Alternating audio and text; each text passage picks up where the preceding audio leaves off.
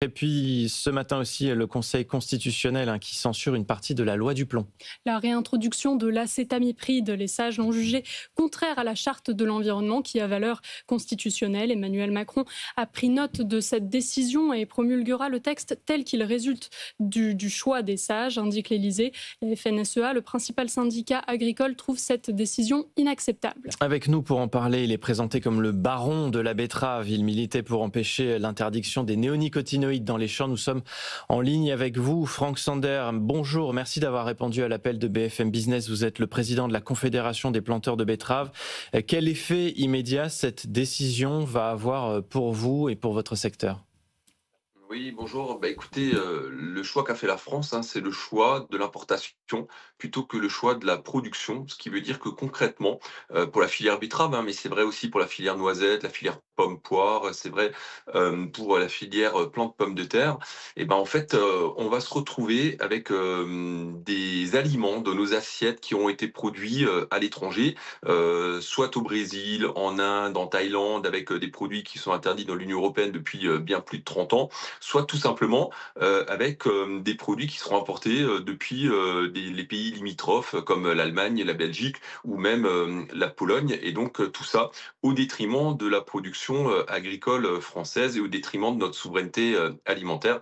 Et c'est pour ça qu'on n'est pas content du tout, parce que le procès qui a été fait aux agriculteurs de dire qu'il y aurait de l'acétamipride qui sera en contact direct avec le consommateur est faux, puisque en fait l'acétamipride, on en retrouve, en tout cas pour la filière sucrière, on n'en retrouvera jamais dans le sucre une fois le sucre transformé.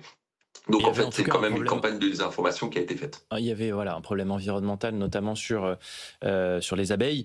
Qu'est-ce que vous attendez du gouvernement ? Ce matin, la ministre de l'Agriculture, Annie Genevard, dit que le gouvernement ne laissera pas tomber les filières menacées de disparition, ne vous laissera pas sans solution. Alors, je voudrais juste rebondir, quand on dit que ce produit est dangereux pour les abeilles, ce n'est pas le cas parce que l'ANSES, l'Agence de santé française, jusqu'en 2016, quand le produit était homologué, a donné la mention abeille, à ce produit-là. Par contre, les consommateurs français vont être tous en contact, sont aujourd'hui déjà tous en contact avec le produit directement. Et là, personne ne dit rien avec tous les produits anti-puces, anti-tiques, pour les chats, les anti-fourmis, les anti-mouches. En fait, tout ça, on contient et on le retrouve dans la grande distribution aujourd'hui en libre distribution. Donc, en fait, vous voyez bien qu'aujourd'hui, comment dire, on a fait un mauvais choix et un choix qui a été politique. Alors, quand la ministre de l'Agriculture nous dit qu'elle nous aidera, en fait, il n'y aura qu'une solution, ce sera d'indemniser les pertes de production que vont subir les agriculteurs. Ce sera déjà le cas cette année, puisqu'en fait, ça fait 5 ans qu'on a mis en place un plan de recherche et d'innovation en parallèle de tout ce qui existait déjà auparavant. Et il se trouve qu'il y a de la jaunisse partout dans nos champs cette année.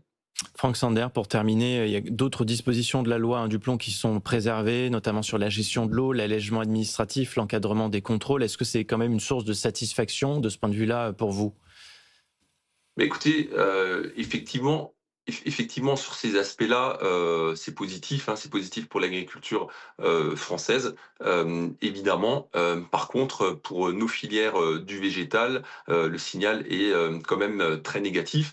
Alors là, la goutte d'eau, ce serait que, le président de la République, signe ou que l'Union européenne signe, le Mercosur et dans ce cas-là, là, on importera à tout va cette agriculture qu'on ne veut pas et elle se retrouvera, elle, dans nos assiettes, alors même que nous, aujourd'hui, on se retrouve dans des impasses techniques avec toutes les garanties qu'on aurait pu donner à la fois à l'environnement et bien évidemment aux consommateurs.